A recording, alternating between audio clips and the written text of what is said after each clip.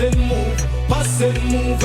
Mama sita tingo shakera mutuze, pass and move, atina shikatina chinjari mwengroove. Welcome to Pass and Move Match Day Special. Today is 22 August 2026 and the Kasulaga Premier Soccer League right here at Luveve Stadium, where we are here to watch Bulawayo Chiefs hosting Cape United.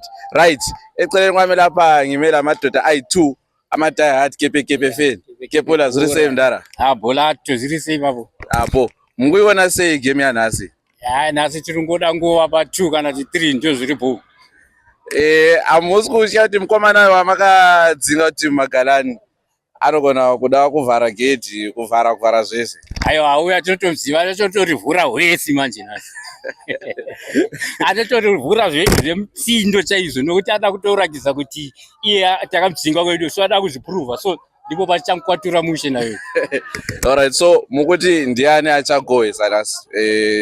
Mukuti Cape United chete ichagohwesa kana iri Cape ndiapi maplayers amafunga kuti achagohwesa? Cape inogohwesa asi achagohwesa kuCape panofanira kuva Wati na Meke even na tingangoti Mukombetsi Mukombetsi. Alright, last prediction ndara kumirano vere prediction ya man of the match. Funga ndiani achatamba kudarika mwese? Asangatambe kukunda vese tingangoti kuCape kana kuti vese. Game yes. Game yese tanga tinongopa Wati. Even Wati naripo. Ishmael ndaja. Ndiye Ishmael White. Alright, ribore gatara nechibaba changu ku right uku. Madini. Bomwita senda. Bozo kuti. Right, mukuiona sei game ya nasi? Nasi tofanga kutora 3 points muLuveve. Pane chana nadzo kuHarare. Pane chana kanga mwavunza mdara. Munobva muno kana kuti matoitevera kubva kuHarare? Ndobva muno. Alright. Sakota ndiri muno. Alright mdara. Saka mukuti ndiani nani achagohwesa nasi? Nasi Wadi achagohwesa, Mukombedzi anogohwesa, na Meke achipinda zesabu achagohwesa futi. Takaenda. Samuti Cape United ichawina 3-0. Inowina Cape nasi tiri kutora 3 points kutokwatura zvokudayo. Tisi tine chimuti pari zvino. Tisi tiri kugohwesa. Bosh baba. Last man of the match. Man of the match ndiWadi. Wadi, Ishmael Wadi. Hairi bomb ndara chatsvaka after game tonyatsotaura kuti tonyatsoona zvamataura ndizvo rezvabuda. Kupedza bhora nasi kupedza kepe topedza izvezvo. Skoti kutozviziva kuti Cape yaenda notora 3 points. Ndombira munrovere 1 chete slogan yekepe. Kepe hoye. Kepe bhora dzinochekwa baba. Dzinochekwa muLuveve nasi. Aiwa mdara ndrovere slogan yeshaisa mufaro yaya. Pana dzakawanda ka. Anzanzi kepe shaisa mufaro. Kepe shaisa mufaro makepe uya uzovaona. Oyo mdara masaka. Kana mona yatekishiwa make sure. Tiri muLuveve make sure. Wedu atakadzinga wacha ndiacha pa 3 points. Magalani ndewedu angovhurira 3 points dzedu. Ndizvo zvokuti baba, thanks. Tobatana after game. It's match day special. Bulawayo Chiefs versus Cape United. We are speaking to the fans by the Luveve Stadium entrance here. Sintobi. Overput skamba. Sharp. Asondele to that. Mnandi. Uyibona njani game yanamuhla Tobi? Egama yanamuhla. Ngathi Cape la ekufomu but ngapha phela kulo Melikhaya phela. AwuMelikhaya usaJainet. So 2-1 Bulawayo Chiefs. Bulawayo Chiefs uzawina 2-1. Alright, ungamprediktela ama goal scorers uthi ngoba lo banocaba abantu bazahlola. Mina ngithi Melikhaya. Hello site. Hayi police officer Jaiko. Alright. Ku Capes. Uthi sithi Wadi. Kulo Meke futhi ngale ku Cape United. uMeke namplayer mark. Namplayer mark uMeke. Namplayer mark. Namhla twa idea remwana lokala namhla mark. Alright mdala ngicela umprediktele lo man of the match wakho. Melikhaya baba. Melikhaya. Melikhaya. Alright, and then kule tradition esilayo lapha mdala usuqeda lapha uyachaya slogan esiwane seteam esupporta uthi kakaka kuphela. Manje mina ngoplatso phela sentsha eplatso. Mina wasinongo phela. Mina wasinongo phela. Mina ngoplatso. Njengoba uthe wona Chiefs izawina, which means namuhla ngowe Chiefs. Uyachaya sanamuhla. So phela ama-ninja iso. Right, some mdala sabona after game mdala. Ngwida senda. Bo. Matipindira Harare kana muri local. Harare. Mava kwa Harare. Mauya kuzosapota Kepula. Tatawaza support yazorova vanhu. Right. Iripo. Mukoina sei game yanasi. Aiwa tiverenge maokova. Ndavabvunze boss kuti kurova ma4+. Hatisi kutambira zvichemo. Hausitambira zvichemo. Hatitambira zvichemo. Right, ndara nditaure kuti mufunga kuti ndiani achagohwesa. Wadi. Mukombedzi. Meke. Navhunga. Right, ndara pane time team panga ichita madrow yozotamba yoti ka defeat vanozoti madrow papa. Nditaure kuti mamuchifila semafeze makepekepe. Mama kuluza hope here kana kuti mamuchine faith mu technical team nema players kuti aiwa ingori dry season pacha team ichadzoka. Aiwa, ukoona isu atinambobvera mboita dry season. Pai yanga iri nhau ye1 munhu. Aikonzeresa zvese izvo. So isusu we understood the situation. Ndamaya. Someone. Ende someone wacho akazoenda. Ndopa zvakasara zvichiita bova. Saka mufunga kuti someone inini wandiri kufungidzira inini. Mufunga kuti nhasi hazovhare mvura here pagate papa usika mautaza koyo. Akomana hatisi kutambira zvichemo. Ndiye watatoinga ema. Right, man of the match wako ndiani asi? Man of the match wangu. Akanti. Akanti. Aiwa. Iri bochi baba. Toona na after game. Toona kuti zvamataura ndizvo zvaitika here. Kawanji baba. Match day special pass and move. We are here with Mr. Ganizani Vincent here. Zita remubatiri zinonzani? Ndononzi Ganizani, ndo zvatopera. Iri bo mdara. Muri local here kana kuti matoinga kubva kuHarare game? Ndiri local kepekepe ndeimanyasaranisa pesi painotamba tendere. Aiwa iri bochi baba. Iri bo. Saka ingoti gaga kuti mukuiona sei game yanhasi. Mufunga kuti ndiani achawina? Aiwa kepekepe ndohwina. Ndozandatoya nevana nemhuri handinyadzisipika ndiri pamberi pevana vangu. Ndizvo. Ndiani achagohwesa? Chero agohwesa anozwa kepekepe munhu asanogohwesa. Chero kipa anogohwesa. Aiwa iri bo mdara. Ndipe prediction ye man of the match. Man of the match angu ndoita kipa wedu. Bozana rutamba navo vakaoma. Vanoshuta mugate. Vanoshuta mugate. Saka man of the match angu ndoita kipa wedu. Akoraita kipa wedu. Aiwa iri bo mdara tobatana after game chiona kuti zvamataura ndizvo. Kipa wedu achembera anoziva. Akura handiti. Rekati bvunza Basi kipa yedu. rekati bvunza ma young greens. Umtara kalifosanga niuzobukela ibhora uzokuma. Kalifosanga kuqoka green umtara. No. Support Caps. Alright, ubona ani zawina ngaki nami? 3-0. Wena ke? 4-0. Ubona ani mbano zahlola? Na alright sharp. Bongo sishayela slogan esincane sekepe bhora. Zisenda. Muita senda. Pakanaka. Ndibona makarova full galia baba. Amusuda zvekuvunzwa kuti munosapota ipi. Isatibvunzi zvotongooneka. Right, mukuiona sei game yanhasi baba? I-revenge match. Hambazva kuti kuHarare yakatirova Chiefs. Zvekurevenge hazvirovesi here ba? Aiwa zvirovesi. Nhasi tinofanira kutoirova, tikuirova, hatisi kutambira zvichemo nhasi. Right, pane mubvunzo wandambobvunza mumwe wenyu atopinda mukati ndewekepe. Kuti time ya team panga isingatami mushe ichiita madraw akati wandei. Mambofila kunge pane zvofanira kuchinja here kana kuti you remained hopeful kuti aiwa ingori dry season team ichadzoka? Hai papa tangu yanga ichingova we remained hopeful handitya because papa nemainjuries akawanda. Saka ndozvimwe zvatakangoti ati aiwa coach haisi nyaya yacoach but timu yanga yakasheka nenyaya yemainjuries.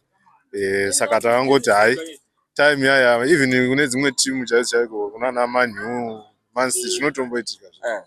Saka haisi nyaya yacoach. Saka inyaya yekungoti patch mainjury anga ari mainjury. Right, ndipe prediction scoreline, my goal scorers, the man of the match. Kaka, what is slogan? All right, 2-0. Wadi, Mkombezi. Man of the match. Man of the match, Shandiro. Boba. Jordan after game that. All right. Edible. This is Pass and Move Match Day Special. It's your boy Junior Canet. It's full time. Bula Chiefs 0, Caps United 0. That I'm gonna say. What do you say? We don't say that. I wanna say game yana. Game Ranga red. It's only that we created my chance first half and we tataza utilize. Saga Baba Dango so that go some my chance the first half. Bora tada win Nairobi. Asa Bora Ripo. Aditambe Bora Mtambo. Right, tutarisira kuti Caps United ka patanga season yanga iri team yatanga chitarisira tinogona kuzongopedza Tora League, but given my run of results izvo zvine position yairi, do you think you still have a chance? Isusu league atisikuda, isusu best yedu taka top 4 because we are on a rebuilding exercise to work a team for next season. Ndoza uchiona kana tichitoti atina basa nema results but toda kuvaka team next year, toda kuvaka team ine makore anoita 4-5 ichingowina chete. Saka league atina basa nayo but tongotamba pedza tiri top 4 as our president promised kuti tongoda top 4 because we are on a rebuilding exercise. Totenda baba. Munaona unge man of the match wenyu nhasi pagame sekuona kwenyu mimi angari ani? Vunga. And ukalado stars each and every game anopopo mama man of the match Vunga vanotomubatira because kalatasa wekere tinoita munhu yaya hakuna player iri kumanyirana nemunhu yaground race each and every game. Ayo bosh baba totenda. Where am I game? Where Messi? Bosh baba mwita se mira. Maona se game yana. The game was good but first half, second half pa substitutes ndona kuti coach ndopaita mistake, especially pasaburu Wadi. Maflanks ida ba afa is because mukatarisa second half goalkeeper we opposition team ana kana kuzombo save kana one bora kana one shot goal kura team yange yatofa. Saka pabaizika pa substitutes ndaona nge ndo patabaiza, especially pabudiswa Wadi because inini munhu andaifungidzira aifa wabudiswa neMaroa because Maroa wing rake flank rake ragarara ngarakafa. Ini ndaita kuti Wadi aifa kuramba arimo then flank ranga rina Maroa roiswa Bunjira Junior. I think that way taigona budirira plus vice captain wedane ngangani injury apika injury pa first half achiro anga singafanwa kukondinya negame anga ifanwa ngasabhurwa. Totenda rega tinzo vamwe kuti maiona senda. So in short apa turungoti susu nhasi chirago wadyiwa and as supporters veCaps United were patient but masubstitution aya akuitika aya mamwe acho hatichamanzwisisi because we are patient but unless kana pane explanation kuti Wada akuvara and achiro tamuona akuvara and it's okay but haachiragwi hai. Eri bosh baba rekati munzwa mutambotaura kagame isati yatanga. All right. Yeah. Ini zvanono zvaitika pa tazongorowa edu second half up. Aba is a substitution Chiragwe. But anyway, it's part of game. Zvinowanikwa. But anyway, tizvozvo tongoti keep up supporting our team. Musavhure chechi mudara, mukavhura chechi tinofane kurowa. Aiwa, kepe bora. Kawanji baba, thanks. Ndara maona sei game yana. Right, game ranga rakanaka zvikuru. Especially first half tatamabhora rakanaka. Takaita machances tikakonwa kugoes up but tine move yakanaka. Especially fling ranga rina Wadi rachiradza future. Ndozongoti angu pazoita substitution second half ndopazoslowa pace yebhora redu tazopa opponent mukano kuti atake more than isusu. Sandoda kuti papo pa coach anofanira kuti vapaone next time. Especially pana vice captain food vice captain vapika injury mu first half. Saka angafana kudrop up poiswa munhu anonya dzinoenga team yoramba iri strong. Ndopanoona paita mali was second half atazomboataka more than first half. Sandoda ndopafira pa substitution up. Coach nofunga waona maonero akasiyana naataita isusu. Tingoti gaka mudara mukuona nge team ichapedza iri paposition this season. Ndishura team inopedza tiri mu top 5 imomo. Totenda mudara. Chibaba Cabinet ya champion. Una chimdara. Andika isusu kuti department lezvemweya ka. aiwa timu yedu yakatonaka iyi ligi yedu isusu kumweya ukoko aiwa hatisiko zitereke kumweya uko handitika game ranhasi ratamba zvakanaka substitution ana kuchema substitution but zviri nani because Wadi is from injury saka tiri kuda munhu mutapa nechibuku aiwa watch out kepe liga musina basa ligi zvaendwa mudhara takungosesheni nachibuku nemunhu mutapa Hebinegia, Tapiro, Chiranu all the way from Cholo to Johannesburg. Waspaka chibaba rekati mwanzo mdara wanga. Kepe bora inini handina chekunyanya uchema hangu. Wozi mkomana ari kukundikana. Taitaisira kuti maybe pamwe taita pezo league kana tiri mu top 4. But manje zvatiri kuona zviri kuitwa nemukomana zviri kutiremera. Mawani mdara. Tiri kuremerwa zvekuti dai vatidzosera hedu Mr. Lodza zvazviri nani. Alright, mufunga kuti ndepapi paanofanira kuchinja coach? Pa mid yake yanhasi yanga iri poor. Ataitarisira kuti ichapula zvataitarisira kuti tinge tine win. Aiwa totenda chibaba. Rekati nje. Shotopi. Veni zvakataza ukuru. Yakazokuti platinum yenzeni. Iwinile platinum. Usinongo yenzeni. First game in charge winile 3 points.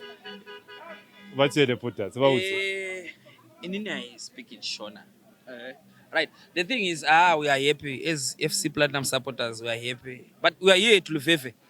We're watching the match against Bulawayo Chiefs versus Cape United. Yeah, it was a good match, but back home, FC Platinum won 1-0.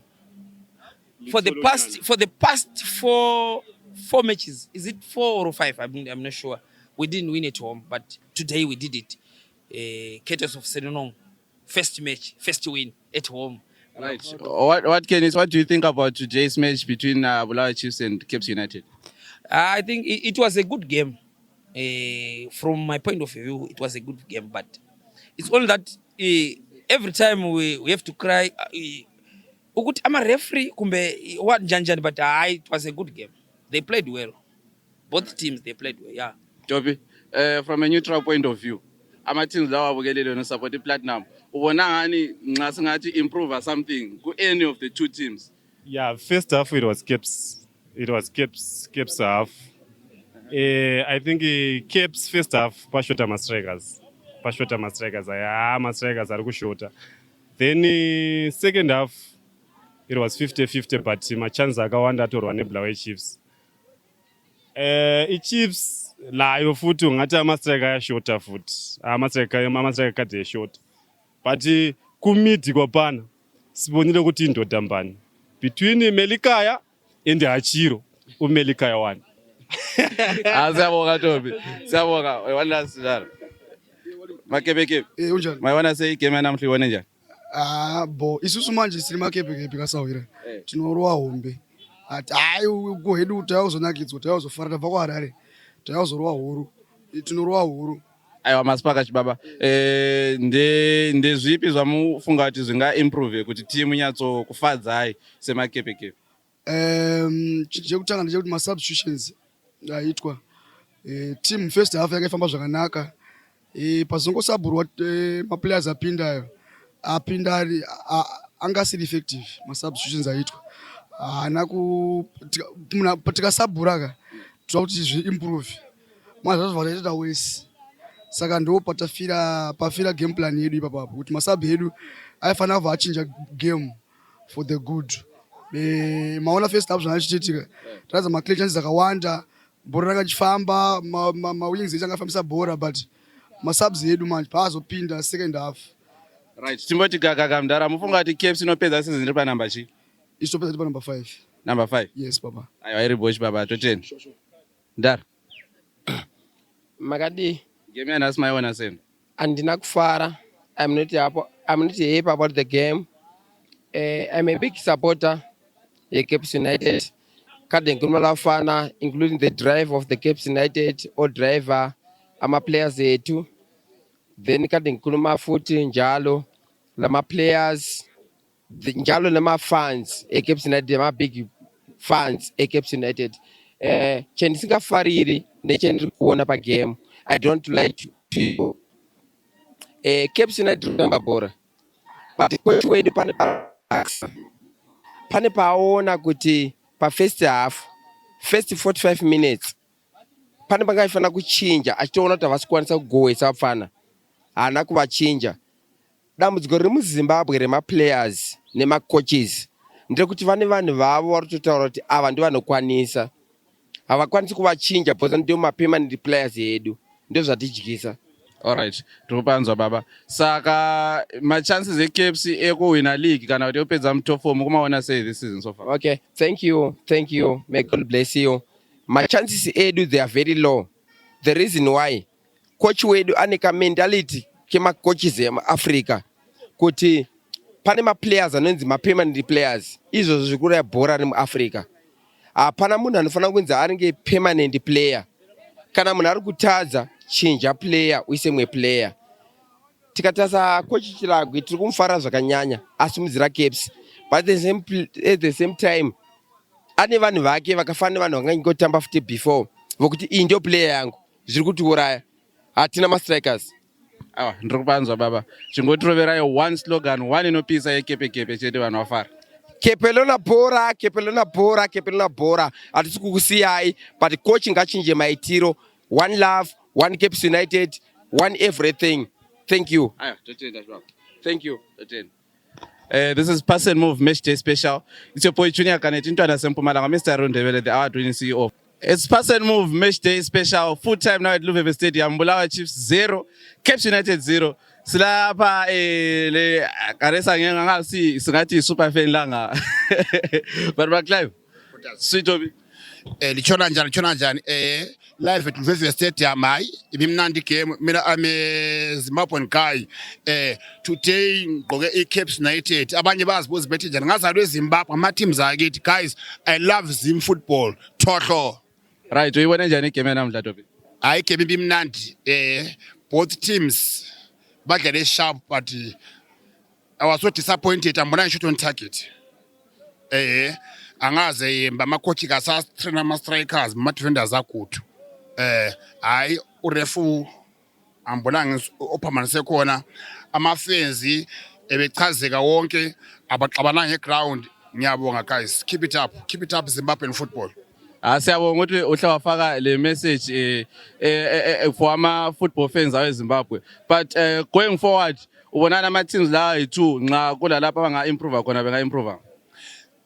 Yeah, engawucela mina kuma coaches esibetrainer kakhulu ama defenders, ngicela ama coaches ama striker bezama phela ukuzweka ama defender phela kungacela khona o goalkeepers bonke bebe good ngoba aba bebedlala ibhora bengaxoxa ibhora bengaxoxa ibhora ma coaches Caps le Black Chiefs trainana ama strikers phela izama kunzwenga bengadlali beme wandawo. Siyabonga bakithi, siyabonga izim football. Siyabonga kakhulu Tobi, thank you for isikhathi sakho. Thohlo singakhohlwa beKhasilaka ama sponsors yethu, siyabonga ama sponsors thohlo. Uyamda. Pass and move, mama sita tingo shaka